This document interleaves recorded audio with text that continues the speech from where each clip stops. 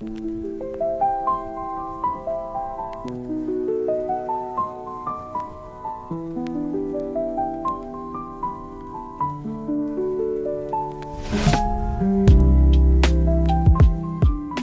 the door to mystery with one very short story.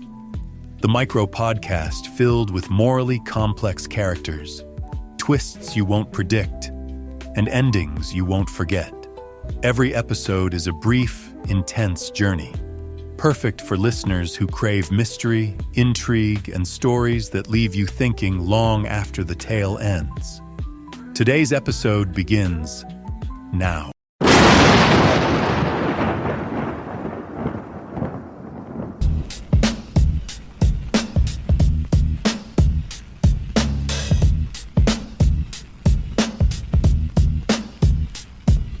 Christmas commercials. In September.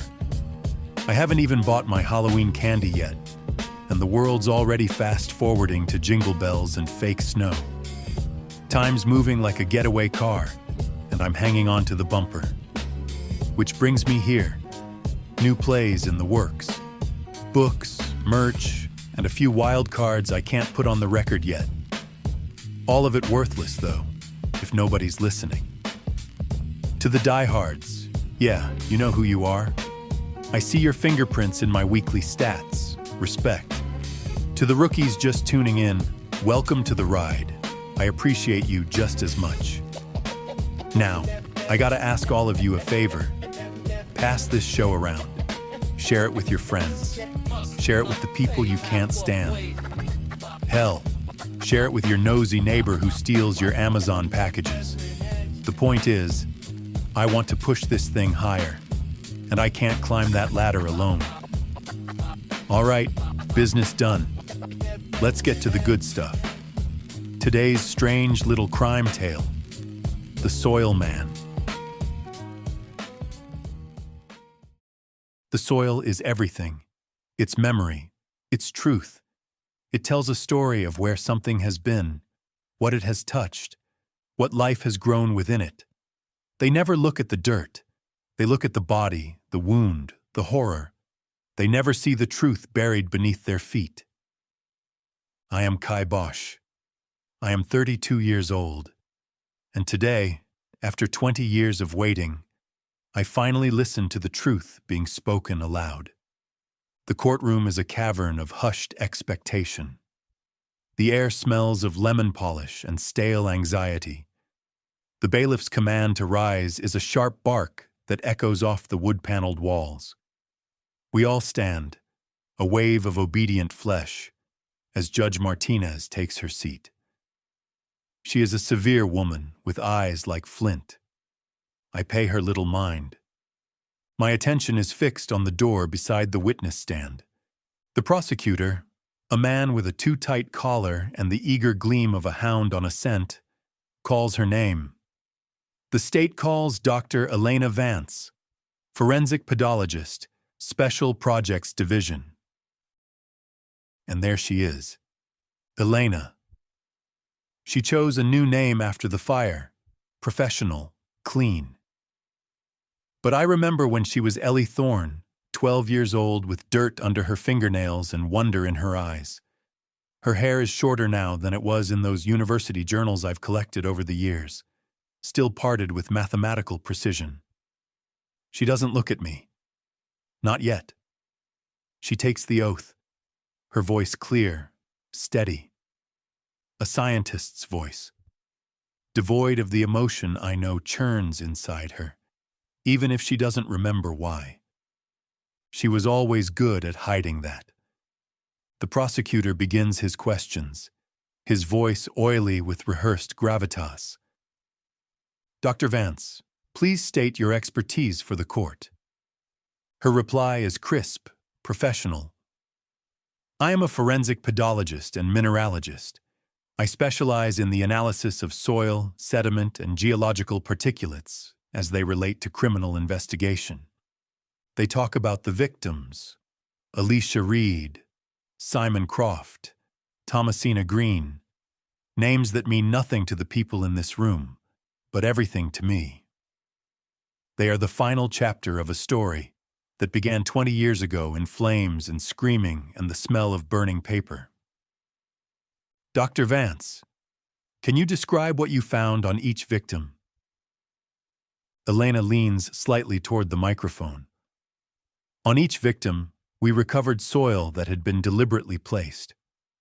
Not transferred through normal contact, but pressed into clothing fibers, into wounds, even packed under fingernails post-mortem. It was a unique composite, a signature. A signature. She calls it a signature. Not evidence, not dirt. A signature. She understands, even if she doesn't know she understands. She always did. And what made this soil so distinctive? She describes it with the reverence I knew she would. The composite contained 3 elements that, when combined, create a unique geological fingerprint. First, diatomaceous earth from a specific freshwater deposit dating to the Pleistocene era. Second, minute fragments of a rare purple-hued slate found in only 3 locations within a 100-mile radius. And third, organic matter in a very specific state of decomposition. Which was? The prosecutor asked. Ginkgo biloba leaves, she says, and the words hang in the air like an incantation. 15 years into their decay cycle, ginkgo trees are living fossils. Their leaves have a particular chemical signature as they break down, and this sample showed exactly 15 years of decomposition in acidic soil conditions. I allow myself a small, private smile. She sees the pieces, but she doesn't yet see the picture they form. She doesn't remember sitting beneath that same ginkgo tree, age 7, showing me how to test soil pH with strips she'd stolen from her father's greenhouse. And you were able to source this signature? The prosecutor continued. Yes, Elena says, and now she finally looks at me. Her gaze is cool, analytical, a scientist examining a peculiar specimen. After cross-referencing geological surveys and historical land records, I identified a single location where all these elements coexist. The memorial garden built on the former Thorn Estate, now called Hemlock Gardens. The ginkgo tree there is over a century old. The soil composition is a perfect match. A murmur ripples through the courtroom. Judge Martinez gavels it down, a single sharp crack of wood on wood. The prosecutor turns to the jury, letting the revelation settle like sediment. Then he turns back to her. Dr. Vance, in your expert opinion, is there any doubt that the defendant placed this soil on the victims? Elena's voice tightens, just a fraction. None whatsoever. The soil was ceremonially placed, pressed into position with deliberate care. It's on his clothes. It's in his car. It's in the storage shed at his apartment.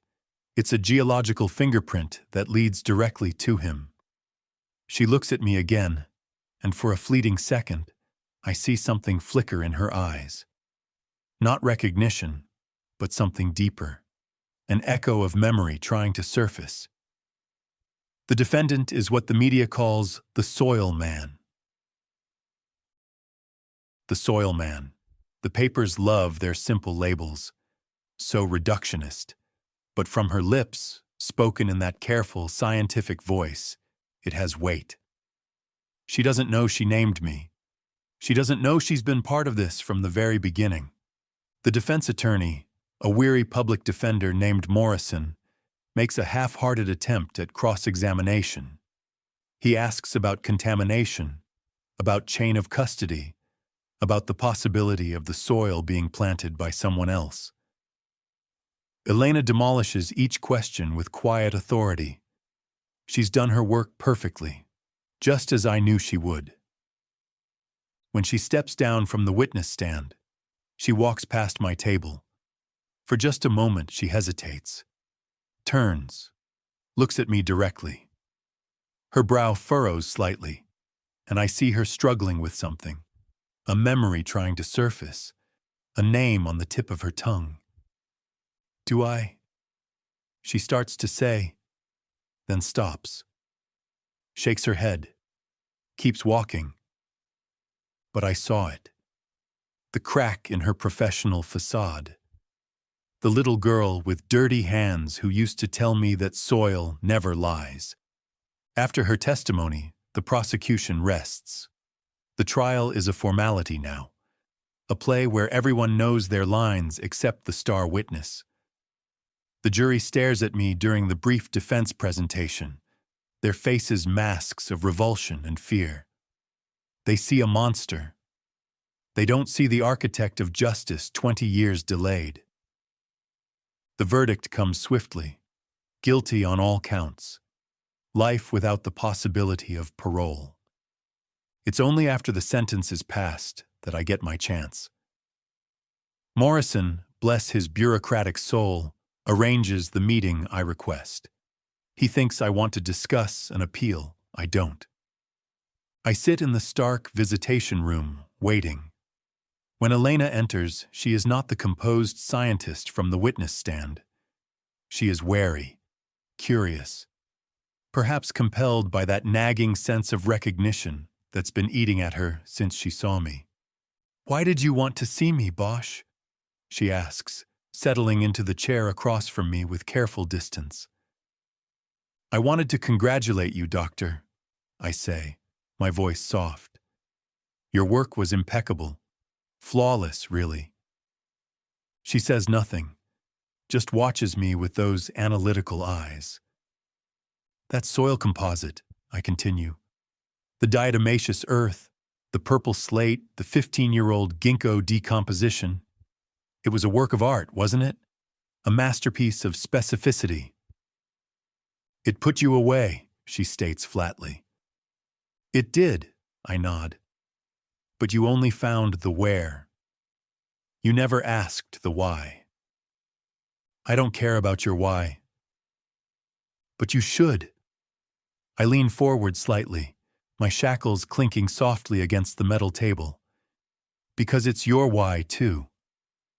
From my shirt pocket, I carefully withdraw a photograph. Old, slightly bent from years of carrying. I slide it across the table to her. She looks down at it, and the color drains from her face. Two children, maybe 7 and 8 years old, are kneeling beside a magnificent ginkgo tree. The little girl has shoulder-length dark hair and is holding a small trowel. The boy is covered in dirt, grinning at the camera. Behind them stands a greenhouse, and behind that, a grand white house. "That's you, Ellie," I say gently. "Ellie Thorne. Before you became Elena Vance. Before the fire. Before they made you forget." Her hand trembles as she picks up the photograph. I don't remember." "March 15th, 1992. You were 12. I was 12. Your father, Dr. Marcus Thorne, was the most brilliant botanist on the East Coast. My father, Henrik Bosch, kept his gardens. We lived in the groundskeeper's cottage. You used to sneak down to the greenhouse after dinner to look at the orchids." Her breathing becomes shallow. The fire that they told you was an electrical fault." I lean closer, my voice dropping to barely above a whisper. "But it wasn't, was it, Ellie? Deep down, you've always known something was wrong. That's why you became a soil scientist. That's why you chose to study what's buried. Your subconscious has been trying to dig up the truth for 20 years. "Stop," she whispers, but she's still staring at the photograph. "Your father discovered that the estate manager, a man named Simon Croft, had been embezzling from the research grants. Hundreds of thousands of dollars. When your father threatened to expose him, Croft hired someone to burn down the greenhouse and the lab where the financial records were kept. A simple fire. Destroy the evidence. Collect the insurance. Elena's hands are shaking now.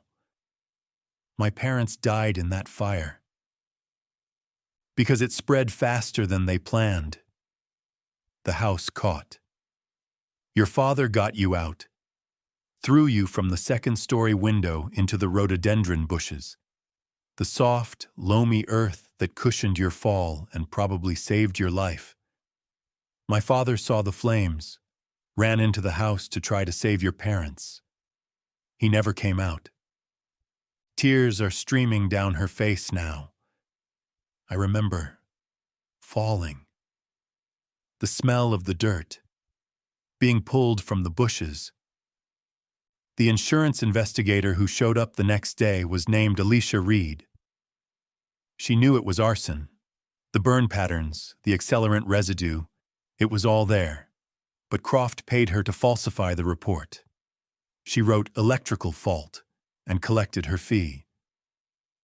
The county official who was supposed to oversee the investigation was Judge Thomasina Green. She buried the evidence, destroyed the files, made sure no one would ever look deeper. Elena looks up at me, her scientific composure completely shattered. The victims, all three of them, the people who murdered our families and then spent 20 years sleeping peacefully while we grew up as orphans. I sit back in my chair. Reed died of a heart attack when I confronted her with the evidence I'd spent 15 years collecting. Croft succumbed to aconitine poisoning. Wolfsbane from your father's own greenhouse collection. Green had a convenient accident, triggered by a heart condition she'd developed over the years, perhaps from the stress of carrying so many secrets. You killed them, Elena said. I delivered justice.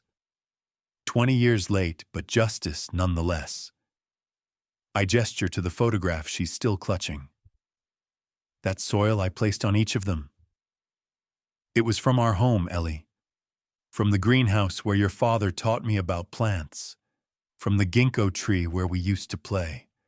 From the foundation where both our fathers died trying to do what was right. Elena's crying openly now. Why? Why did you want me to find you? Because you were the only person in the world who could understand the significance of that soil. You were the only one who could read the story I was telling. I needed the most brilliant forensic pedologist in the country to follow that trail back to the truth. I needed Ellie Thorne to finally learn what really happened to her family. I leaned forward one last time. You didn't catch me, Elena. You completed the work your father started. You uncovered the truth they tried to bury. You told the world in that courtroom exactly where those people died and why. You spoke for our parents. She stands abruptly, the chair screeching against the floor. The photograph flutters to the table between us. You're insane, she whispers. I'm methodical, I correct her gently. You have your father's brilliant mind, Ellie. I have my father's patient hands. And together, we finally told the true story of what happened that night. You just didn't know you were writing it with me. She staggers toward the door, then stops. Without turning around, she asks, How did you know I'd be assigned to the case? I smile, even though she can't see it. I've worked in the forensics lab for 5 years, Elena. Different department, but close enough to know who gets called for the difficult cases. Close enough to know that when they found soil evidence this unusual, they'd want the best pedologist in the state. They'd want you. She turns to look at me one final time. What happens now? Now you go home. You go back to your laboratory. You continue being the brilliant scientist your father raised you to be. And every time you analyze soil, every time you read the stories that Earth tells, you'll remember that some truths are worth waiting 20 years to uncover. She leaves without another word, but the photograph remains on the table. I am left alone in the silence, imagining I can smell it through the concrete and steel, the rich, damp scent of earth after rain, the soil from our home. Her testimony may have put me in a cage, but my confession has set something else free. The truth. After 20 years buried in silence and false reports and covered-up crimes, the truth is finally in the light. The story is complete, and it is perfect. Elena will go home tonight and dream of a little girl named Ellie who loved to dig in the dirt because she knew it never lied. And when she wakes up, she'll understand that sometimes justice comes not from the courts, but from the patient, persistent work of remembering what others tried to make us forget. The soil remembers everything, and now, finally, so does she.